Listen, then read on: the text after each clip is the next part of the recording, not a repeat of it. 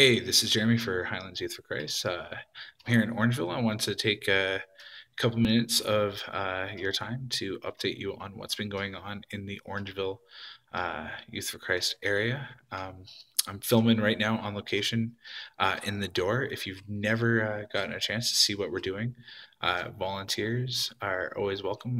You can be a part of the food team, volunteer team. You can always partner with your finances, and of course, most importantly, your prayer.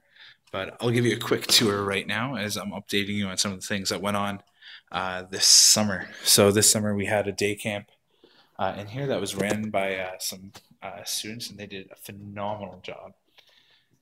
And every Wednesday we ended up running a trip, and we had some pretty cool trips.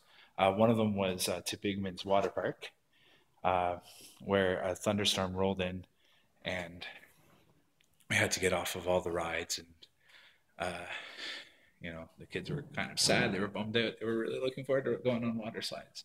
So a few of us ended up doing a game of beach volleyball, and um, as soon as we were done, the storm was done, and they ended up going on the water slides again. But it was a great teaching opportunity to kind of show how even when things in our life start sucking, or we're just kind of down and out and things just seem bad or impossible, God can always breathe hope and joy, and He can get glorified in those bad situations in our life.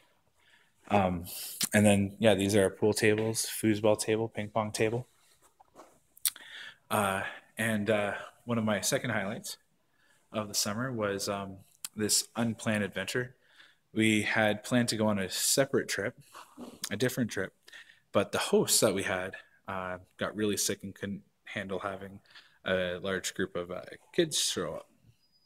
So we ended up scrambling and coming up with this idea, and we did an all-day photo scavenger hunt, which a lot of our kids ended up saying, that was the biggest highlight of their summer. They had so much fun. There's a ton of great photos from that too that I'm going to put in a link.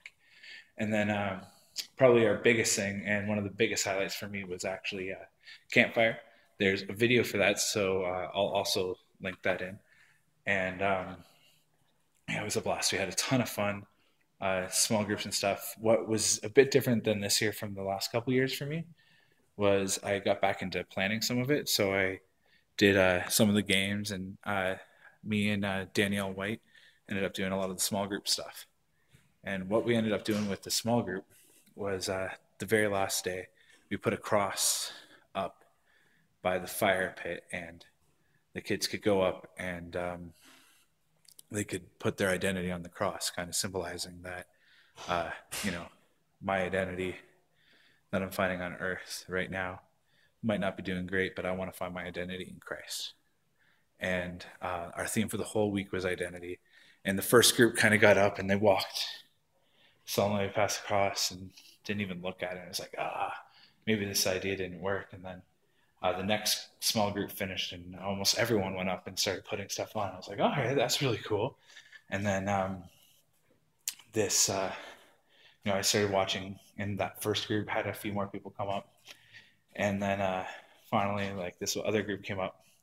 My group finally finished, and then they went up and they started putting their stuff on the cross. And something else that we added in was one of their leaders would just hand them a Bible verse about identity and how God sees them and how God values them.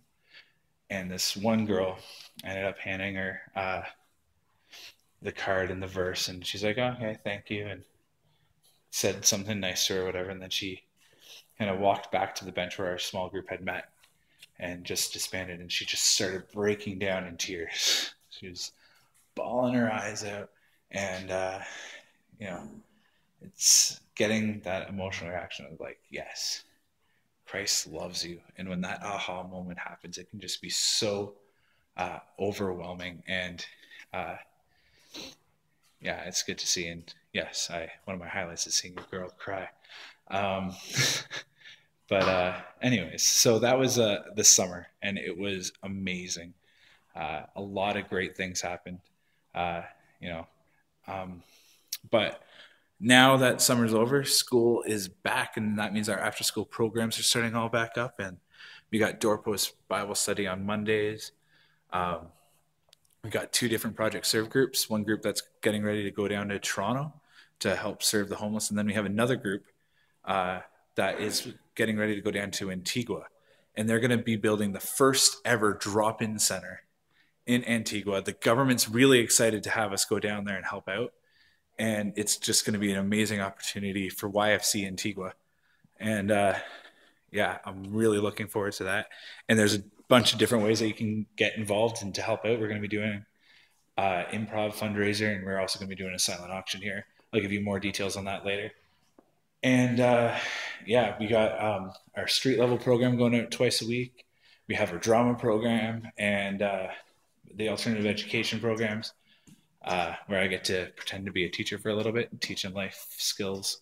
And I'm going on for about 6 minutes, so I'm going to end it here. I probably forgot a couple things, but thank you for giving me 6 minutes of your time, or a little bit more. And behind me is the drop-in, which runs every Friday and Saturday. And I want to thank you guys for praying for and partnering and giving financially to help support this mission and everything that God's doing here in Orangeville. All right. Thank you very much. Yeah, God bless.